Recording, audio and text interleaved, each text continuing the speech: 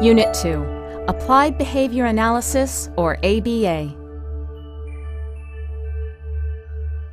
Consider the following situations. A student tantrums because he wants something he can't have. Scoop up the other cars. Or a student is non-compliant because he doesn't want to do his work. I don't want to do it.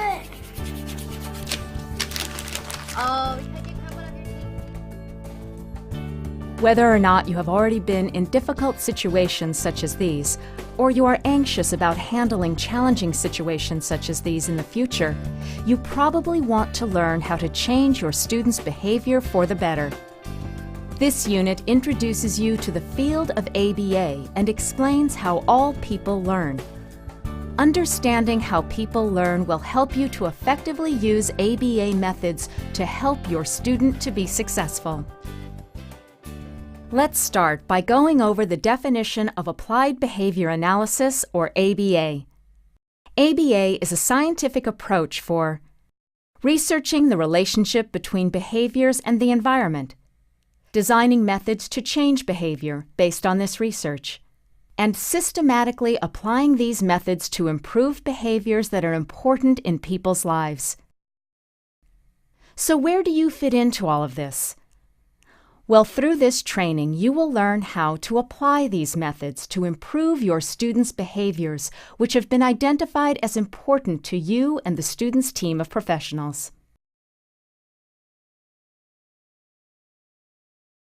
In order to apply behavior change methods, the first thing you need to understand is how your student's behavior relates to his or her surrounding environment. The surrounding situations or environment when your student's behavior happens is often referred to as the ABCs of behavior. This stands for antecedent, behavior, and consequence. Very simply, the antecedent is the situation before the behavior, and the consequence is the situation after the behavior. As a behavior instructor, you should learn how to control both antecedents and consequences in order to increase or decrease your students' behavior for the better.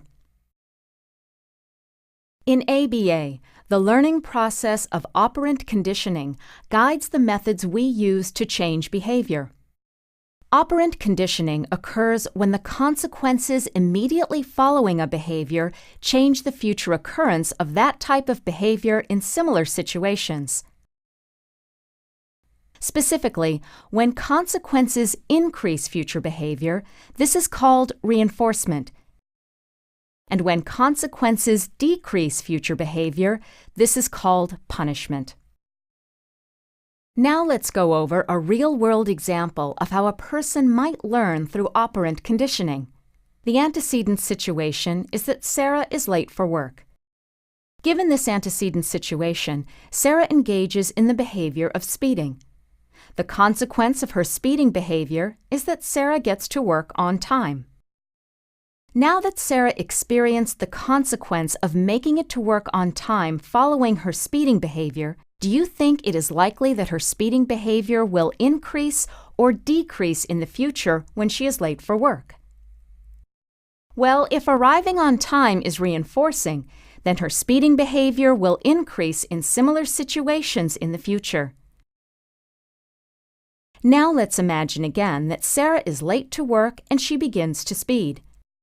However, this time, the consequence is that Sarah is pulled over and gets a $300 ticket.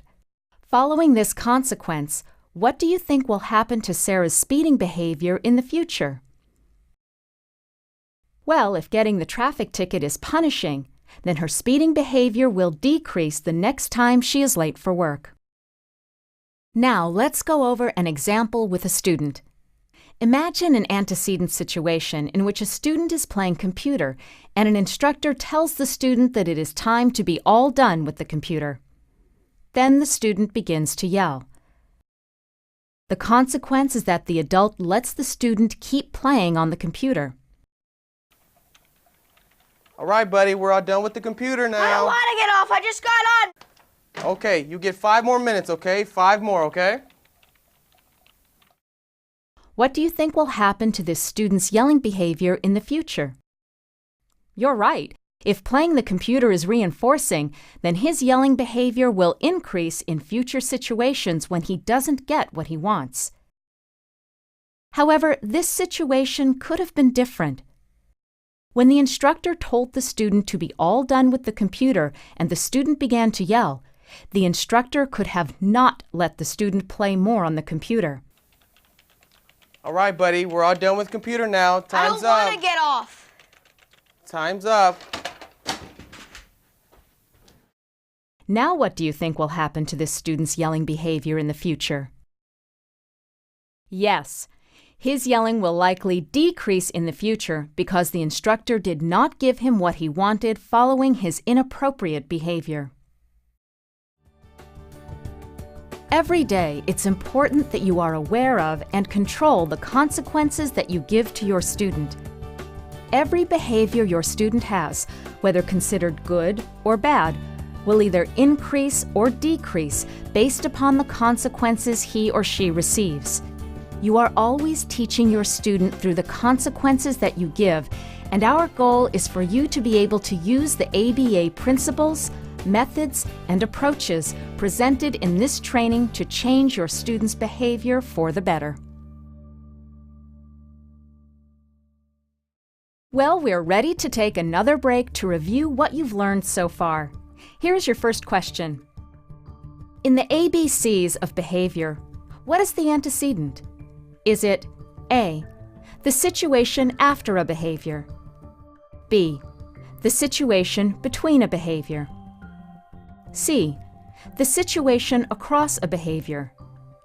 Or D, the situation before a behavior?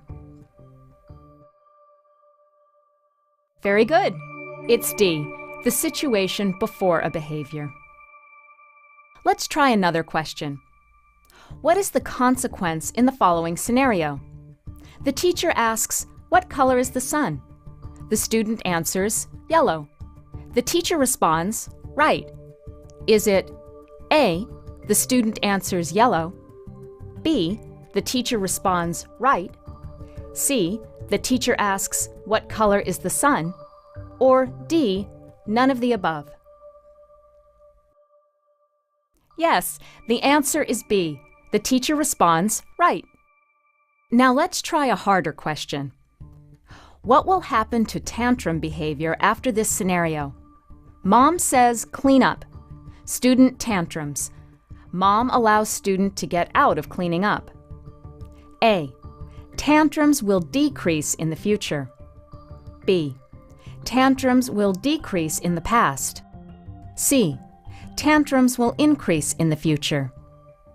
D, tantrums will increase in the past. You got it. The answer is C. Tantrums will increase in the future. If you are participating in a facilitated training, please pause the video now for your discussion. Otherwise, please continue to Unit 3.